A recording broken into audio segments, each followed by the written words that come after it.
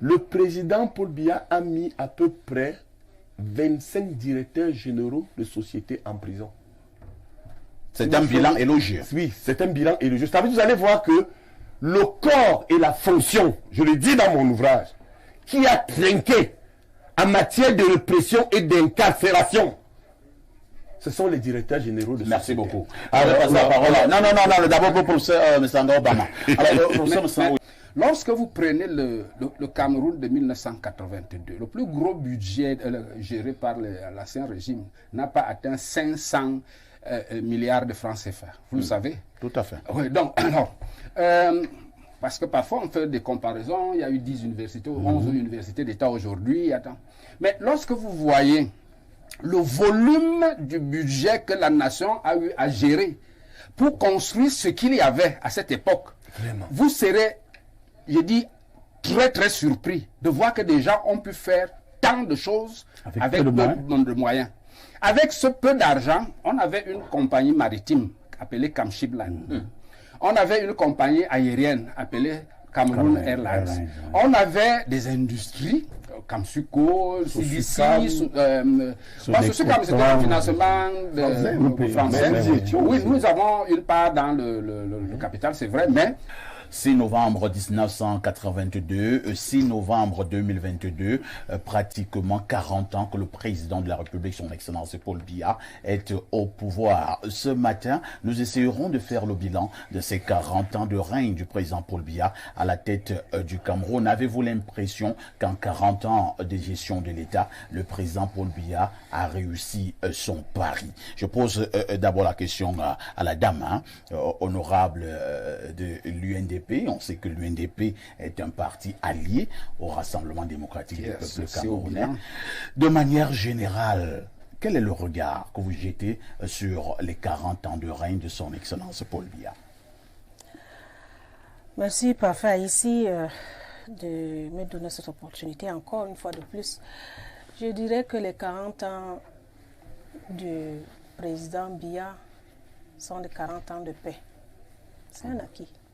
40 ans de paix? 40 ans de paix. Avec ce qui se passe au Nozo, avec ce qui se malgré, passe à l'extrême nord. Malgré ces îlots d'insécurité qu'on voit depuis 2016, nous avons un pays stable de plus de 35 ans. Ça, on le concéder. Et 40 ans de bilan, 40 ans de beaucoup d'investissements, beaucoup de changements. 40 ans aujourd'hui de la liberté d'expression. C'est pour ça que nous sommes là. 40 ans de la liberté d'aller et de venir, c'est pour ça que nous sommes là.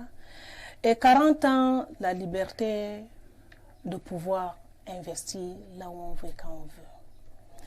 Donc je voudrais dire, malgré qu'aujourd'hui nous voyons un certain nombre de structures qui ne marchent pas, et comme on l'a dit, c'est peut-être parce que nous l'avons redonné, ces structures-là qui ne sont plus dans notre souveraineté, c'est pour ça qu'on va parler de l'eau, de l'électricité, de la téléphonie mobile, de Camerco, qui ne marche pas, peut-être parce que ce n'est plus dans notre, comment je veux dire, notre portefeuille de souveraineté qui a été bradé et donné aux autres. Mais je voudrais dire quand même, aujourd'hui, quand on veut faire un bilan, on peut trouver. Après 40 ans, nous avons quand même 10 universités. Donc, en ce qui vous concerne, 40 ans de règne, le bilan est élogieux. Tout à fait. Le bilan est élogieux selon l'honorable. Merci.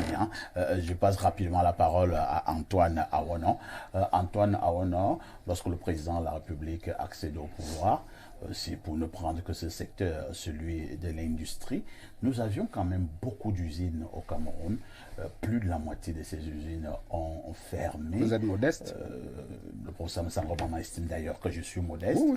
Lorsque la dame de l'UNDP pense que le bilan est élogieux, en face, beaucoup vous diront que le bilan est tellement catastrophique. La guerre au Nozo, la guerre à l'extrême nord, le taux de chômage, pas de route, pas d'eau, pas d'électricité. Que dire les 40 ans de règne du président Paul Biya? Moi-même, je suis victime de cette négativité. Je me souviens, et j'ai souvent l'habitude de le dire, lorsque nous entrions à l'université en 1986, la crise arrive, M. Biya fait un discours au quartier général. Il dit aucun recrutement dans aucune administration jusqu'à nouvel ordre. Nous sommes en première année de licence. Nous n'avons qu'une seule université dans tout le Cameroun. Et en faculté de droit et sciences économiques, il y avait en première année de licence 47 000 étudiants pour un seul amphithéâtre 700. Nous prenions des cours sur les manguiers à partir de minuit. Alors, on se bat là-bas. On se bat pour arriver en année de licence. Alors, lorsqu'on a la licence, on recommence des recrutements de manière sporadique. Mais on dit, l'âge est limité, pas plus de 22 ans. Monsieur Biya a mis 3 millions de jeunes à la traîne. Je fais partie du nombre. Ouais, pourquoi j'ai juré ne jamais travailler à la fonction publique au Cameroun, même si c'est un cadeau. Et moi, je n'ai jamais marché sur le budget de l'État. Jamais. Et je ne le ferai pas. Et j'ai dit à mes enfants de ne jamais travailler à la fonction publique camerounaise. C'est le sacerdoce. Lorsque je l'ai dit, je vais donc revenir sur ces bilans-là avec des dates très, très, très saillantes. Je prends le 6 novembre 1982. Il accède à la magistrature suprême. Il fait un discours. Mon prédécesseur n'a jamais failli à ses devoirs. Je n'y faillirai point. Tout à fait. Pas failli ici. J'ai trouvé des caisses renflouées, une économie saine. Je ne faillirai point. Point. Merci beaucoup. Observons donc. 82, le discours est pompé. Mais un an après, c'est-à-dire en 1983, c'est l'année de la malchance du Cameroun et de la négativité. C'est là où tous les problèmes commencent. Et il y a donc un conflit politique entre Amadou Ahidjo, son illustre, parce qu'il l'appelait illustre prédécesseur. Parce qu'il ne voulait jamais prononcer son nom. Voilà. Amadou Ahidjo. La présidente n'a jamais prononcé son nom dans un discours. Hein. Ils ont leurs problèmes personnels dont je ne voudrais pas révéler ici. Ils ont des problèmes personnels. Lorsqu'il est arrivé, qu'il puisse en parler, dit son illustre prédécesseur. Voilà. Et Ahidjo se retire à Garoua. Mais il reste à la tête du parti, l'UNC. Jusqu'en septembre 1983. Merci, cher neveu. Alors, il y a un conflit. Ahidjo décide qu'il doit y avoir la suprématie du parti sur l'État. Or, Biya est président de la République. La préséance. Voilà, la préséance. Certains écrivains, ils ont parlé du bicéphalisme au niveau de l'État. Et un brillant journaliste, perd son âme, Henri Bandolo, a commis un ouvrage, La flamme et le fumet. Et la fumée. Et la fumée. Et Ngaya aussi, Cameroun qui gouverne. Voilà, Cameroun qui gouverne. Oui. Il y a eu ce problème-là. Ok. Ahidjo va en France. Mitterrand fait une médiation. Ahidjo démissionne donc du parti UNC. Oui. Et à ce moment que Paul Biya, à Bamenda en 85, ils vont donc créer, ils vont changer de nom. Ils vont changer de nom UNC à RDPC. L'UNC devient RDPC. Ok. Ça, c'est le premier fait saillant. Deuxième, le 6 avril 1984. Il y a donc, parce qu'en 1983, il y a des tentatives de coup d'État. Il y a dénoncé ça à la radio. On connaît très bien ce qui s'était passé à la Coupe du Cameroun. Du Cameroun, bien sûr. Merci beaucoup. Alors, en 84, il y a donc vraiment un putsch manqué. Je me souviens, moi j'étais en première, j'habitais avec le camarade de mon neveu à l'internat foyer des jeunes de Volier. Monseigneur Zinga Atanga Damas. Zinga Damas. Damas, c'est son camarade de classe. Et moi aussi. Voilà, et moi aussi. Nous étions là avec des crédits. Des crédits. Et nous, on habitait à l'intérieur, on était sur, il y avait un lit à trois étages. Au-dessus, c'était Monseigneur Zinga Atanga Damas. Au milieu, c'est l'abbé Thomas Nkoulou. Et moi, j'étais en bas.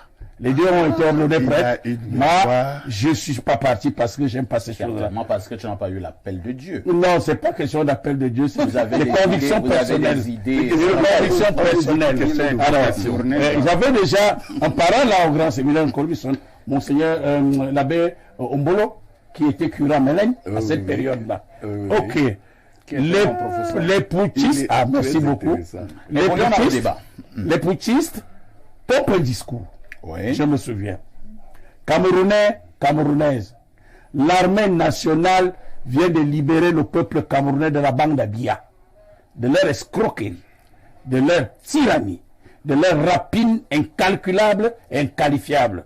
Oui, l'armée a décidé de mettre fin à la politique criminelle de cet individu qui se permettait de parler de libéralisme, de démocratie, alors que son action bafouait de façon scandaleuse ses hautes valeurs. C'est le colonel Saleh qui lit ce discours à la radio. Et il parle de la bande d'Abia. Alors, la bande d'Abia.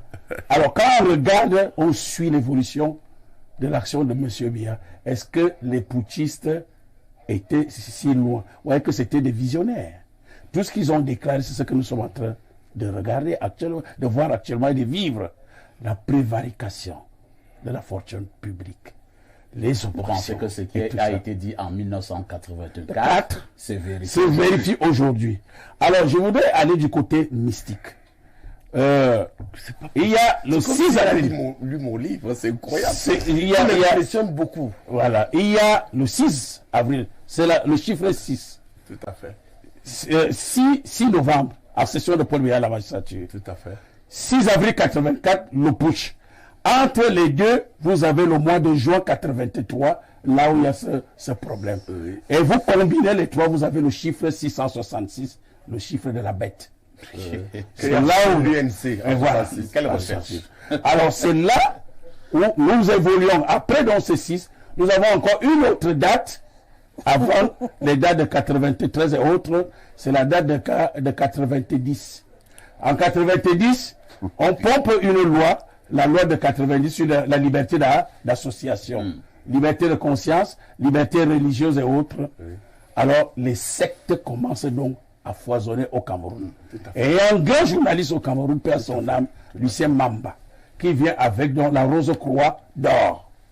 Les réunions se tiennent à l'Omnisport de Yaoundé. On fait dans le recrutement au-dessus de tout le monde. On commence à recruter les jeunes pour adhérer et mettre donc une philosophie en marche. Si vous voulez avoir des privilèges, passer les concours et tout ça, il faut adhérer à la Rose-Croix. Ça chauffe. Bien, maintenant une autre date, la date de 1992.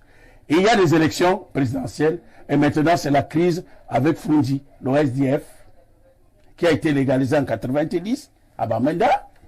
Et il y a donc cette crise-là. Frundi boycotte les élections. Il fait la 1er mars 82, oui, 92. Voilà, 92, oui. Ce sont les premières élections. Les élections pluralistes là-bas. Mais pendant ce temps, en 90, lorsqu'il y a la liberté d'association autre, il y a un phénomène international qui se passe. Le mur de Berlin est cassé, détruit.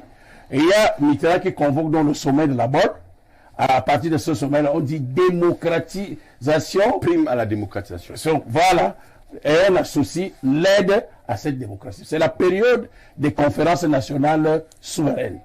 Le Cameroun, M. Biya dit, la conférence nationale est sans objet. Alors, les parents de mon neveu, et ils disent conférence nationale à Titi, à Siki. Sans objet. Alors, chez nous, ça n'a pas été sans objet. Il y a eu donc. Vous allez chuter, Antoine. Tous ces trucs-là. Et maintenant, j'arrive au niveau de l'année 1993. Les problèmes commencent au Nozo. Là-bas, il y a ce qu'on appelle des revendications des enseignants, des étudiants. Au Nozo, c'était 1996. 96, c'était. Enfin, 2016. 2016. Merci 2016. beaucoup. La dernière décennie. Ah, la dernière décennie, merci pour ça. Donc, les histoires d'Ambazonie commencent. On néglige. On dit au président, ce sont des petits bandits. Et ils n'ont pas. On va mater cette histoire-là. Et puis, après, ça prend de l'envol jusque dans les années 2014 et 2020. Et on se retrouve donc dans cette impasse, comme madame disait tout à l'heure, là, le Cameroun est encerclé. Vous avez au nord-ouest, sud-ouest, la guerre des Amazoniens. Vous avez dans le septentrion Boko Haram. Vous avez à l'est les Antilles, Seleka, Balaka. Vous avez au sud le littoral, dans le littoral maritime, vous avez la piraterie maritime. Le Cameroun est encerclé. Mais l'avantage, c'est quoi? C'est que le Cameroun n'a jamais perdu un seul centimètre de son territoire, malgré toutes ces menaces sécuritaires. Bien, si on revient donc au niveau ça c'est le passif au niveau de M. Paul Biya par rapport à ses 40 ans. Maintenant au niveau de l'actif. Madame, je suis d'accord avec elle, ce député, ce qu'on peut mettre, ce qui est positif au niveau de ces 40 ans de règne de M. Biya, c'est la liberté d'expression. Les journaux, les télévisions, la presse parlée, écrite, les radios et tout ça. Vous voyez, nous sommes en train de penser ici. On a retiré de l'argent, on a retiré le bien-être, mais on vous a donné la latitude de parler. Bien sûr, on parle. C'est pour ça que nous parlons aujourd'hui. Est-ce que vous préférez vivre bien ou alors parler? Alors je vais vous répondre en paraphrasant le président Sékou Touré. Il disait que mieux vaut la liberté dans l'esclavage que l'opulence, en fait, dans la pauvreté que l'esclavage dans l'opulence. Et quand il est venu en visite officielle ici à Yaoundé, il a dit ceci: il faut considérer l'homme d'abord par ce qu'il dit. Il faut aussi le considérer par ce qu'il fait. Si vous voyez une opposition entre le fait et le dire, et bien considérer le fait. Merci beaucoup. Professeur Messanga Nyamding, je vous passe la parole. Lorsque le président Paul Biya accède au pouvoir en 1982, il faut dire que nous n'avons pas quand même des personnes qui sont incarcérées pour des problèmes ayant trait au détournement des deniers publics. C'est sous le règne du renouveau que nous sommes au courant que l'on peut voler, un individu peut voler 2 milliards, 10 milliards, 50 milliards, et c'est pas vanné. C'est quand même aussi à mettre à son actif. Oui, oui. Mais il faut, la République est dans la rue. C'est mettre à l'actif du chef de l'État. Mais il faut, avec rigueur aussi, ajouter que le système du président Ahidjo ne permettait pas aux gens de voler. C'est-à-dire que... Et pourquoi? Parce que quand vous visitez un peu la gouvernance sur le président Ahidjo, d'ailleurs, vous savez, la prison qu'Odengi portait le nom de notre grand-oncle, Onanawana. On appelait ça... il y avait cette province, et la 8e province était la province Onanawana, Charles, qui était le ministre des Finances à l'époque, et qui ne badinait pas avec les fonds publics. Alors, pour bien comprendre, et j'ai condensé cela, il faut analyser les 40 ans de pouvoir du chef de l'État en 4 décennies. Alors vous allez voir que la première décennie, 1982-1992, c'est en fait la recherche de la consolidation de son pouvoir. Parce qu'il a dit, je résume structurellement, il y a eu d'abord le conflit Biya-Ahidjo, qui commence par M. Salatou, qui, rappelons-le quand même, dès mars 1983, Salatou, qu'on appelait Toupouri Ibrahim, était l'aide de camp du président Ahidjo et qui avait commandité et commandé même l'assassinat du président. Tout à fait. Le colonel, on l'en vit encore. Il est clair qu'au palais, le président aussi, et c'est là où j'ai dit aux gens qui nous écoutent que moi je connais le président. Quand je dis connaître, pas personnellement, mais en termes d'analyse, j'ai appris à connaître celui que j'appelle le manœuvrier, qui ne s'amuse pas avec son pouvoir. Et je l'ai démontré. Alors que le président Ahidjo est encore là, je vous dis bien que la recherche de la consolidation de son pouvoir passe par des actes clairs. Dès février 1983, le président Ahidjo Biya refuse d'assister et d'arriver en salle au palais de congrès au moment où le président Ahidjo recevait le prix Anne Amajor, qui était un prix de la paix octroyé à Ahidjo, au président Ahidjo qui venait de démissionner. Je vous dis, en février, le président a dit, alors que le protocole d'État avait tout organisé, et on disait, arrivée du président de l'UNC, arrivée du président de la République, le président Paul Biya a opposé un refus. Il a voulu... Qu'est-ce que je veux? Il a préféré que il est venu après. Et le président est venu après. Qu'est-ce que Biya a préféré? Permettez-moi de... Je vais bien comprendre. Bon, le président Biya... La présidence, il estimait que 3 mois après qu'il était déjà président de la et qu'il ne pouvait pas arriver en salle prendre le prix avant Ahidjo. Ça a été négocié par des personnalités. Je ne comprends pas, le professeur. Je reprends. Le président Biya a préféré quoi? Que Ahidjo vienne en dernier lieu? Non, il a préféré que lui vienne en dernier lieu. D'accord. Alors que le protocole d'État avait tout arrêté avec des ambassadeurs et les émissaires des Nations Unies. Et qu'est-ce qui s'était passé? Paul Biya a refusé pour éviter l'incident, puisqu'il y avait le représentant. Il n'est pas venu. Il est venu, mais on a amené le président Ahidjo à s'y rendre avant. Je démontre que Paul Biya ne joue pas avec son pouvoir et que c'est au prix du sacrifice qu'il a fait 40 ans au pouvoir. Parce qu'il pouvait être tué. Bon, alors vous verrez que ensuite, après cette affaire, il y a eu l'affaire Salatou. Mais surtout dans la première décennie, je vais condenser, je ne peux pas tout vous dire ici, pour que les gens achètent aussi peut-être mon livre. C'est le gouvernement du 18 juin 1983. Ouais. Ce gouvernement, pour la première fois, alors que le président Ahidjo est encore là, Paul Biya, président de la République, décide de faire son gouvernement sans consulter le président Ahidjo. Ouais. Je vous donne des dates. C'est aussi le travail difficile du rang que nous avons à l'université de professeurs. Le 20 juin, François Mitterrand arrive au Cameroun. Et c'est lui qui tente de mener une médiation ouais. entre les présidents Biya et Ahidjo, au point où il amène le président Paul Biya à Garoua. Et à Garoua, ils se rencontrent et pour la première fois, le président Ahidjo promet de démissionner en août 1983 de l'UNC et il appelle pour la première fois Monsieur le Président, j'ai une doléance. J'ai eu la chance de rencontrer Madame Paulette Decrène. Paulette Decrène, c'est l'épouse de mon directeur de thèse qui a fait 14 ans comme secrétaire particulier de François Mitterrand. Et c'est Decrène qui a dirigé ma thèse de sciences politiques. Et j'ai eu la chance de rencontrer Guy Pen, le chargé des affaires africaines à l'Élysée. Et c'est la dernière fois où les deux hommes se rencontraient, c'est-à-dire à Garoua, le 22 juin 1983. Deuxième décennie, parce que je condense. En plus, entre-temps, le président crée effectivement le RDPC. Je ne reviendrai pas sur ce qu'il a dit. Non, il transforme l'UNC en RDPC, article 1er. Alors la deuxième décennie, d'abord sur cette première décennie, vous allez voir que le président est très méfiant. En 40 ans de pouvoir, il a opéré, il a fait 35 remaniements ministériels. Regardez. La seule période de 1982 à 1992, il a fait 15 remaniements ministériels. Ah oui. 15. Et il faut préciser que le premier gouvernement de M. Biya, en avril, c'est 1983, M. Ahidjo qui a laissé ce gouvernement-là où Bello Bouba Maïgari était Premier ministre. Et il avait demandé à M. Biya de ne jamais introduire Ngo Pierre Désiré voilà. Donc, vous voyez que je condense. Donc, je vous donne des chiffres. 82, 92, 15 gouvernements. 92, deuxième décennie, que j'ai appelé les années de braise. 92, 2002, 11 gouvernements. Suivez donc comment le président prend de l'ampleur.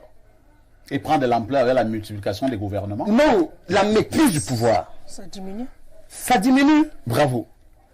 Donc, regardez, 2002, 2012, 6 gouvernements en 10 ans. 2012, 2022, 3 remaniements. Donc c'est quand même impressionnant du point de vue analytique. Et je peux vous dire que il a utilisé à peu près en 40 ans, ça il faut le dire, près de 500 ministres, 3 présidents de l'Assemblée. Professeur, oui.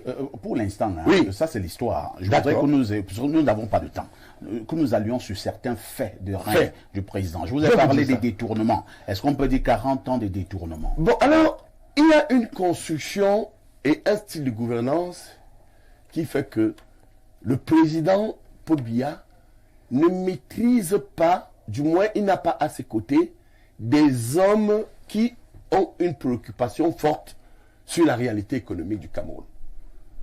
Vous avez d'abord le premier scandale financier des détournements avec l'affaire Robert Messi dans les années 88. Qui gérait une banque.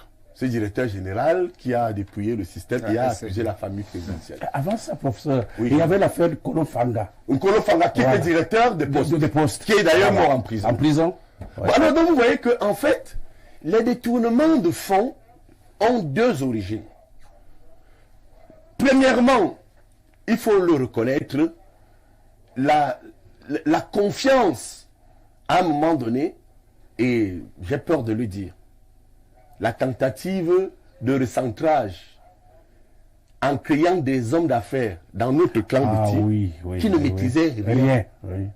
Ils ont mis le Cameroun à terre, mes oncles Béti, donc vous, qui êtes mon oncle aussi. Il faut citer les noms, professeur. Ce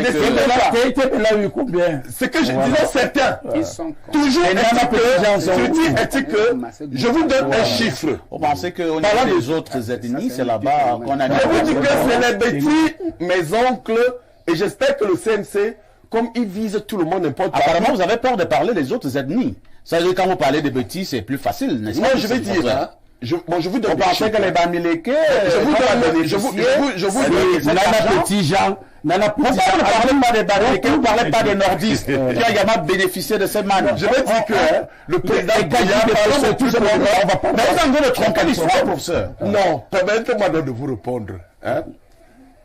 Il a tenté de faire comme le président Adouane. La tentation normale en ethnologie, c'est que le neveu aime taquiner ses oncles. Il a tout compris. Il a bien compris. Je suis donc pour vous dire.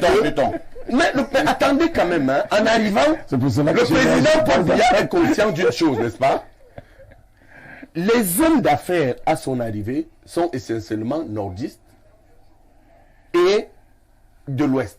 Nordistes parce que le système de kleptomanie mis en place par Aïdjo. Ça aussi, il y a des chiffres. Et les banquiers ont parlé et des experts. Vous venez demain, vous dites que vous appelez Moussa. Or, vous qui vous appelez Moussa, vous revenez, vous dites que vous appelez Ibrahim. Et on dit que Moussa est mort. Et on vous dit que Moussa est mort. Voilà que vous commencez. Non, c'est que vous avez compris. Je suis quelqu'un une banque dans l'histoire, quand Paul Biya arrive, il a raison, Cameroun Bank. Oui. Il y a quand même des hommes d'affaires comme Aladji Nassourou, laissez-moi les citer. Vous avez les Pantami, vous avez les Fadil. Vous n'avez pas cité les Béti. Donc, alors, oui, non, je dis à l'époque, donc le président était en droit, donc ce n'est pas mauvais, c'est là où Obama m'a compris, de dire que, et les autres, à partir de là, et je chute là-dessus, je voudrais donc vous dire que le président Paul Biya il a toujours été préoccupé par la lutte contre la corruption. Et je chute en vous donnant les derniers chiffres. C'est la 8e fois que vous voulez chuter. Oui, mais c'est pour vous. Si vous ne voulez pas que je donne des chiffres, c'est pour vous. Vous allez reprendre la parole. Non, je finis donc en disant que... Le professeur Messangor n'a pas encore parlé. Il sera important de me laisser chuter. Je vais ajouter quelque chose. Par rapport à votre préoccupation. 40... À ce le professeur je vais chuter. Je chute. Comprenez que sous le renouveau, le président Paul Biya a mis à peu près 25 directeurs généraux de sociétés en prison. C'est un bilan élogieux. Oui, c'est un bilan élogieux. Vous allez voir que le corps et la fonction, je le dis dans mon ouvrage, qui a trinqué en matière de répression et d'incarcération, ce sont les directeurs généraux de Merci beaucoup. Alors, la parole. Non, d'abord pour professeur Messangor Obama. Alors, professeur Messangor, oui. Merci de me donner la chance. Il nous faut 3 heures. D'avoir aussi un peu de temps pour parler. Alors, nous avons évoqué les 40 ans de... Alors, je ne sais pas, faut-il vraiment dire de Paul Biya? Parce que, est-ce qu'un homme est seul à la gouvernance d'un pays? Mais il est le porte-flambeau. C'est celui qui représente le pays. Mais il faut dire, je voudrais ici relever la complexité même de la gouvernance. Bien. Mais ces 40 ans, comme l'a dit M. Aouana, on peut en faire 2 bilans. C'est-à-dire qu'il y a un aspect positif. Un aspect négatif. Et un aspect négatif. Je préférerais commencer par l'aspect positif. Et vous avez vu, presque tous les acteurs ici sont d'accord qu'on ne peut pas discuter de l'aspect de liberté au Cameroun. Ça, c'est vraiment à mettre à son actif. Au Cameroun, on s'exprime assez librement et on n'a pas beaucoup de soucis là-dessus. On rentre, on se couche chez soi, on se relève le matin, on va encore parler. Et je pense que si on regarde... même sur le plan continental, c'est le seul président qui se fait insulter plus que tous les autres par ses concitoyens. Je dis bien, si vous regardez, moi je m'en tiens seulement à ce que je lis dans la presse, à ce que j'écoute dans les radios et ce que je regarde dans les télévisions. Et j'en vois très peu comme ça, là, s'en prendre à leurs dirigeants dans d'autres pays. Ça, c'est vraiment quelque chose Oui, il y a le Popoli. sur laquelle... Le Popoli est là. Oui, qui s'est fait même un nom à partir de ça, à partir de sa Qui caricature. insulte son épouse, ses enfants et lui-même. Donc, sur ce plan, vraiment, je crois qu'il n'y a pas de mal. Alors, mais lorsqu'on rentre sur les autres plans, c'est-à-dire économique et politique, alors, il peut y avoir un gros débat là-dessus. Il peut y avoir un gros débat dessus. On a montré, je vais par gradation, hein, donc je commencerai par le politique. Le politique, c'est quoi? C'est que la démocratie, enfin du moins appelons ça comme ça, la démocratie pluraliste, est quand même venue avec lui. Donc le multipartisme que nous connaissons aujourd'hui est venu avec lui. Donc avant, il a trouvé un pays qui était dans un régime monolithique, il n'y avait qu'un seul parti, c'était l'UNC, et dans lequel l'expression était difficilement... Était très centralisé. Voilà, très centralisé. Bon, donc il a ouvert, lorsqu'on a vu ça, bon, mais on peut encore discuter sur le fonctionnement même de ce pluralisme politique. C'est-à-dire que le tout n'est pas qu'on est 300, on est déjà 300 partis politiques aujourd'hui, mais quelle est la plus-value sur le plan politique que ces 300 partis ont apporté par rapport au vécu des citoyens? Du désordre. C'est à ce niveau-là que vous verrez donc sur le plan social, nous avons perdu la cohésion nationale qu'il a trouvée en 1982. La cohésion nationale a beaucoup souffert. Parce que qu'est-ce que les partis politiques, à quoi, disons que, à quoi est arrimée, n'est-ce pas, la situation du multipartisme, c'est-à-dire à la fragmentation de la nation elle-même en des micro-nations représentées par des micro-partis politiques. Donc, cette mobilisation locale de la nation par des partis politiques à vocation locale, excusez-moi de le dire comme ça, a cloisonné davantage le pays et a créé beaucoup de mal en l'unité nationale qui était déjà pratiquement un acquis. Bien, maintenant on vient au plan économique. J'essaie d'être assez ramassé comme ça là pour ne pas trop m'étendre. Lorsqu'on en vient maintenant au plan économique, c'est là la catastrophe. C'est vraiment la catastrophe. Et pourquoi? Oui, j'ai dit la catastrophe, pourquoi? La catastrophe, c'est parce que lorsque vous prenez le Cameroun de 1982, le plus gros budget géré par l'ancien régime n'a pas atteint 500 milliards de francs CFA. Vous le savez? Tout à fait. Oui, donc, alors, parce que parfois on fait des comparaisons, il y a eu 10 universités, 11 universités d'État aujourd'hui. Mais lorsque vous voyez le volume du budget que la nation a eu à gérer pour construire ce qu'il y avait à cette époque, vous serez, je dis, très très surpris de voir que des gens ont pu faire tant de choses avec peu de moyens. Avec ce peu d'argent, on avait une compagnie maritime appelée Camshipline.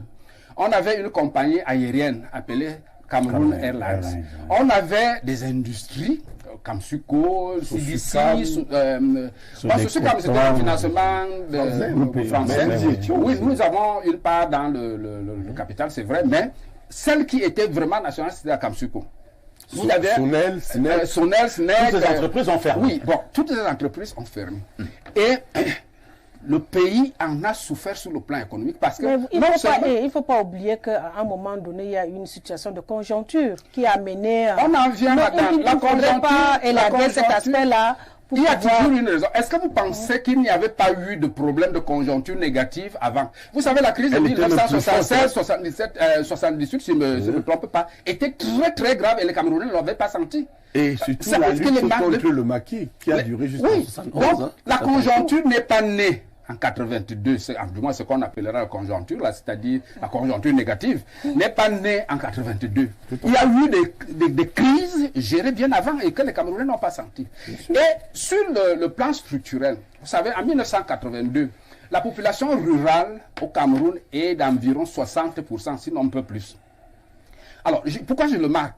Parce que ça veut dire que, oui, c'est très important ce que je veux dire. Et c'est donc un très grand maillon de la production économique camerounaise. Tout à fait. Bien, alors, ce maillon a été brusquement et brutalement lâché, de sorte que ce qui venait pour booster l'économie nationale a été sevré. Les structures telles que, comme le FONADER, les structures telles que le ONCPB, les structures telles que, je ne sais pas, la Sodécoton et tout le reste là que vous voyez là, apportaient énormément d'argent à l'État. Mais ces acteurs, ceux qui travaillaient pour financer pour fournir, pour renflouer ces caisses, ont été immédiatement sevrés et la production rurale est tombée. Aujourd'hui, si vous regardez les chiffres, la population rurale est inférieure à la population urbaine.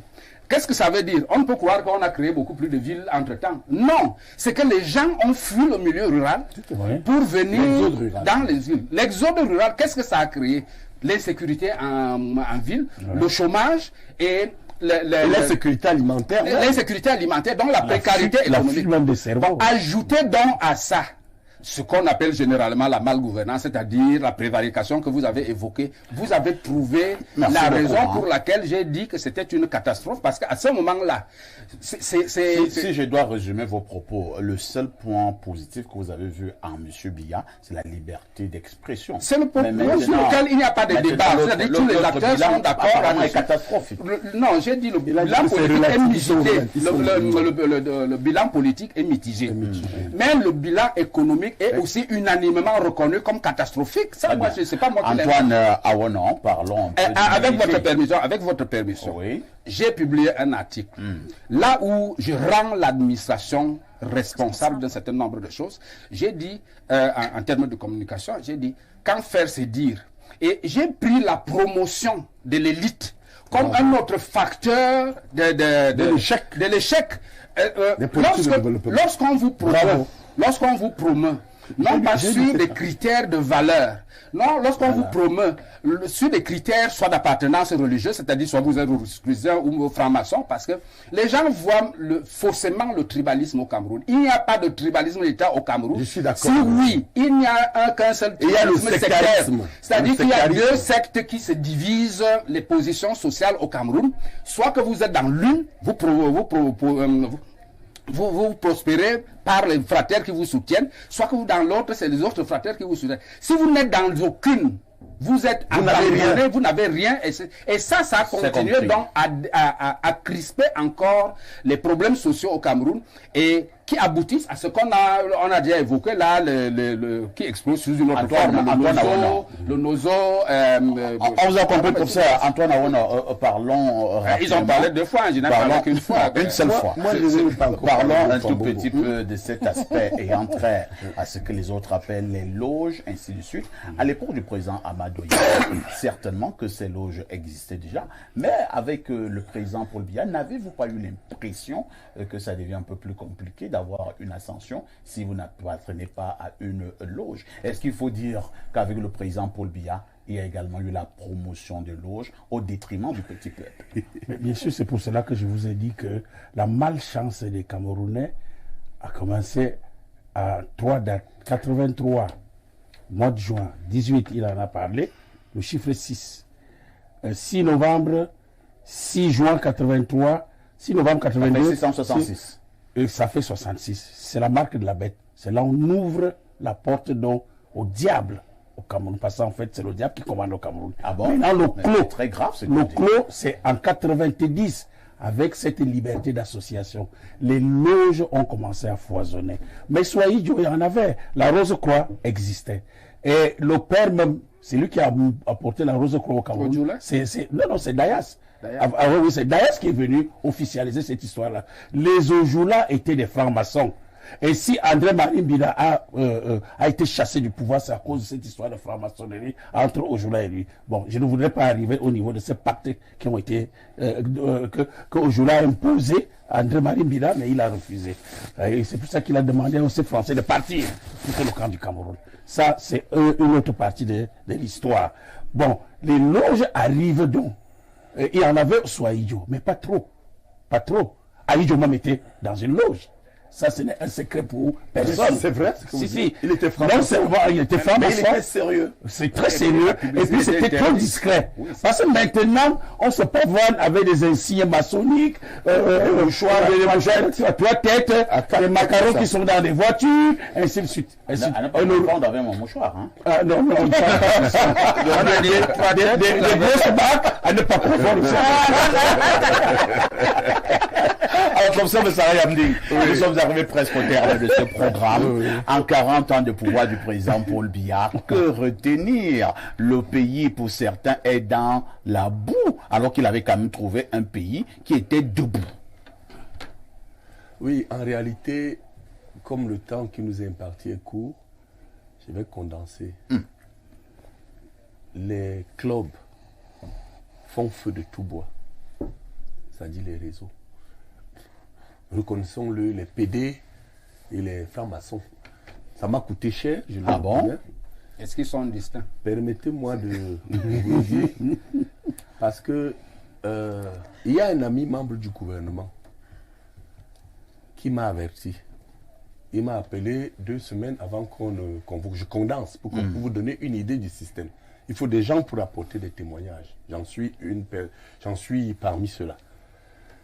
Alors il me dit, professeur, tu sais que tu es mon ami, mais il est très gentil. Et je voudrais mettre une parenthèse. Ayant été à la Sorbonne, mon directeur de thèse, Philippe, d'abord ma thèse de droit public, c'était un franc-maçon. Michel Alliot, grand maître d'Orient. Mon directeur de thèse, celui qui m'a encadré, ma deuxième thèse, parce que j'ai 2, je suis le seul professeur au Cameroun titulaire de 2 doctorats nouveau régime. Ma première thèse, celle de sciences politiques, Sciences Po INALCO, mon directeur s'appelait Philippe Descrennes.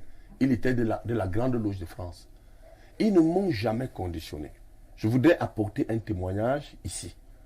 Les francs-maçons en Occident, tout ce qui est beau est construit par ces gens-là. Quand vous voyez Sébastopol, la Tour Eiffel, l'Obélix et tout ça. Mais les nôtres au Cameroun sont des piètres, excusez-moi, sont des gueux administratifs. Oh là là. Des gueux au sens de mendiants. Ils ne valent rien. Prenez mon village à Yabassi.